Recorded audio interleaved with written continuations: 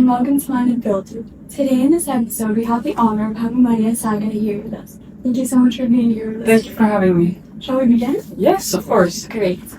So, many teenagers feel pressure to figure out who they are really early in life. Did you ever struggle with understanding your identity beyond being an athlete? Well, I started with sports when I was pretty young. So for me, it was pretty obvious that I was a very good athlete in a very young age. I was very good in tennis. I was very good in track and field. I was good in swimming, but I like tennis more than the other sports. So I just engaged with tennis in a very young age, and I knew that that was going to be my path for the rest of my life.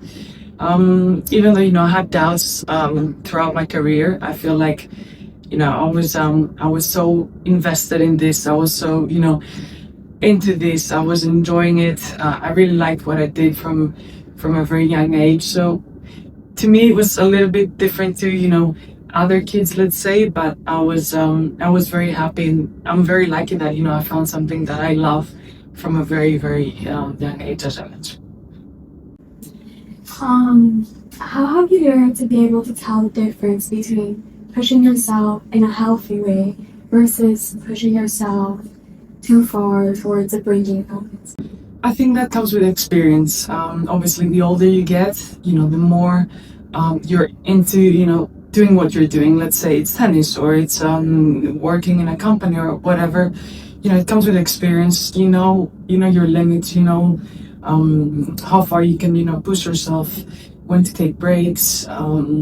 To me, it can every year I was learning more, and I was more experienced, more mature. So it wasn't easy in the beginning because I wanted to play more, I wanted to push myself more, but then I saw that it wasn't healthy. So taking breaks throughout the year was very important, and it is very important, of course. I think the older I get, the more I need them, and it's easier for me to separate my time from being on the court and being outside of the court. Yeah, I think taking a break is important. It is very important. Yeah. Do you remember a time when you got really upset, maybe even cried after a tough loss, not because of the physical pain, but instead because of the pressure or disappointment? And what would you say helped you get through that kind of pain? Well, I had a mental breakdown, if we can call it, this way. I think it was 2023 after my first round loss at the US Open. I just wanted to stop. During the match, I told everyone from my team to leave the court because I didn't want them to be there and suffer with me. So then, the video is all over the internet, and I went into the press conference. I didn't know that the camera was on, and there was a Greek journalist that I've known for many years because she covers all the Grand Slams. So I felt very familiar with her. I just started crying. I was I was very emotional, and then that went all over the Greek news, and I got a lot of support. So then I took 10 days off, just by myself and with my boyfriend. I just practiced on my own, spend time with him. So being surrounded by people that love you and people that support you and the right people, I think that's how you can get over, a tough moment in your career. If your teenage self could see you today, what do you think she would be proud of that has nothing to do with winning? Well, that's a very good question because, all the good moments come with wins. So it's very difficult to separate them, but at the same time I feel like, let's say if I was 14, 15, 16 and I knew what I would achieve by now, I think that I would be very proud with overcoming myself, pushing myself in the right moments, just mentally, just being able to improve more and just to, as I mentioned, overcome myself in a lot of aspects, and achieving things that I would never think I could achieve.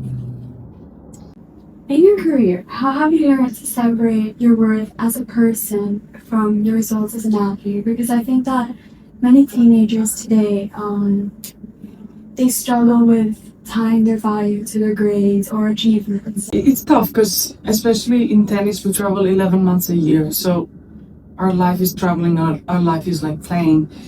We have limited time off. We have limited time, to do things for ourselves outside of the court. So I feel like it's very difficult to get out of this, playing and winning or losing, how can I say it? Like, yeah, mentality and, just trying to separate yourself from that. It's very tough because, like we spoke earlier, taking breaks and just disconnect and just do things that distract you and just make you like help you recharge and like reading a book, doing something outside of, let's say, like personally for me, it's tennis. Outside of tennis, like taking a week that, you don't talk about tennis, don't watch tennis, you do nothing related to that. I think that's how you can really get away from what you're doing and just distract your mind and then fully recharge and be ready for new adventures. People talk a lot about confidence and faking it till you make it. Do you think that that sometimes works? Or do you believe in a different mindset that you think could help teenagers struggling with self-confidence? I was never a believer of fake it until you make it. Obviously, you can, let's say you're low in confidence and you start being very positive to yourself. You talk to yourself in a positive way and you just manifest and you just visualize, yourself achieving things and just playing on a confident way or doing things on a confident way. I think that's how you can get to a point being confident. Like personally to me, it never worked like just, walking around showing that I'm confident, but deep inside, I wouldn't be. So I don't know. I think everyone's different. I just feel like to me, it always came with just being nice to myself and positive, and then, in result, I would be, not confident, positive, and then in result, I would be more confident. Um, as someone who became famous at a young age, how did you learn to tell the difference between a true friend and friends that were just there for your fame? And what advice would you give to a teenager navigating genuine friendships while growing up? I was really lucky because, as I mentioned before, off camera, I went to a normal school until 16 years old. So I was lucky, to develop good friendships and not that I have, many close friends. It's just that my closest friends are like family to me by now. So having them, supporting me and also having them, just being friends with me just because of who we were like growing up, that's I think the most important thing. Obviously you're gonna have people, throughout your career coming, close, trying to come close to you and just trying to be friends. But I feel like I have a good, have a good feeling with people. I feel like, I know if they want to come close to me, just because I'm famous or just because, they just want to be good friends with me. So, because of who I am. But that's not a lot of people in life for sure. How do you handle criticism or negative feedback? Oh, that's a very interesting question because I feel like it also comes with experience and maturity and everything. I feel like now with social media, we read a lot, we're on the phone all the time. It's just that, it's very tough to avoid all the comments and all the criticism.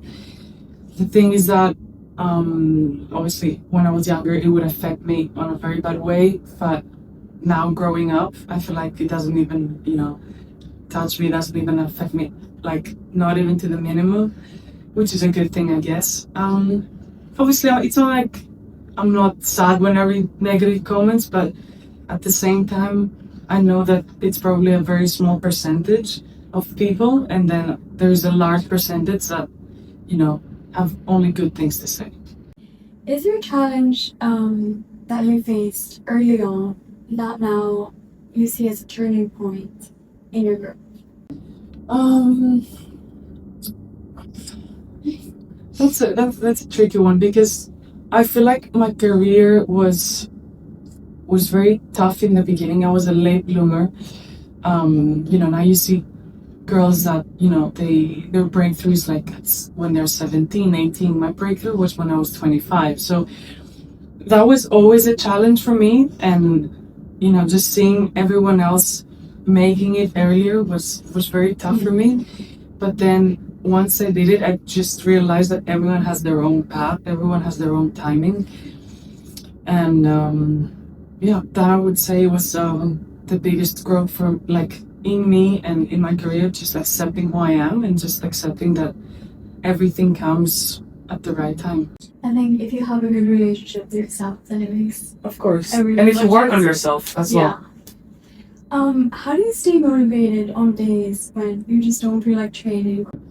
I love training, I have to say.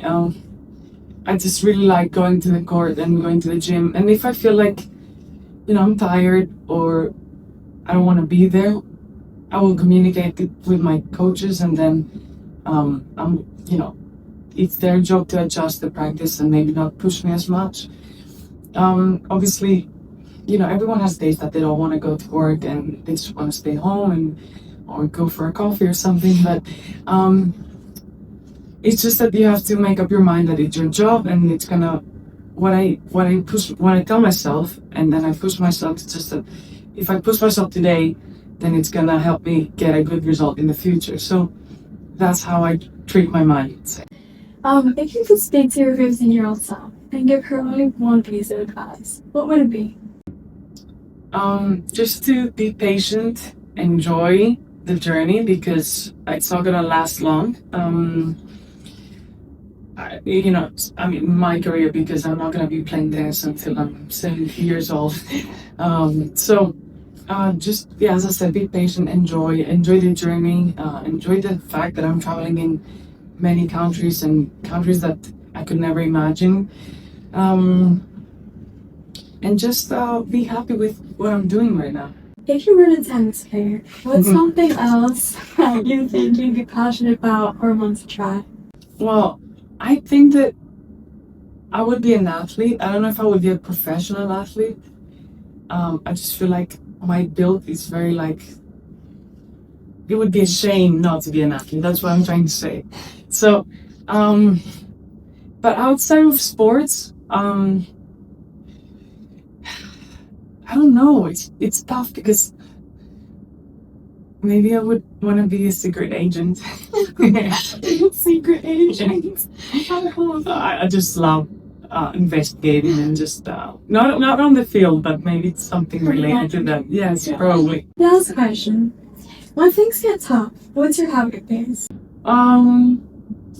Probably being surrounded with family, friends, my boyfriend, just the people I love, because those are the people I miss the most with traveling. And then, I just enjoy being with them. Just, as I said, not speaking about tennis, nothing, like just being with them and just trying to be myself, trying to be the Maria, not the Maria, the tennis player. Just enjoy some time away from the court. Thank you very much. No, thank you for having me. That was great. Thank you for listening and stay tuned for the next episode.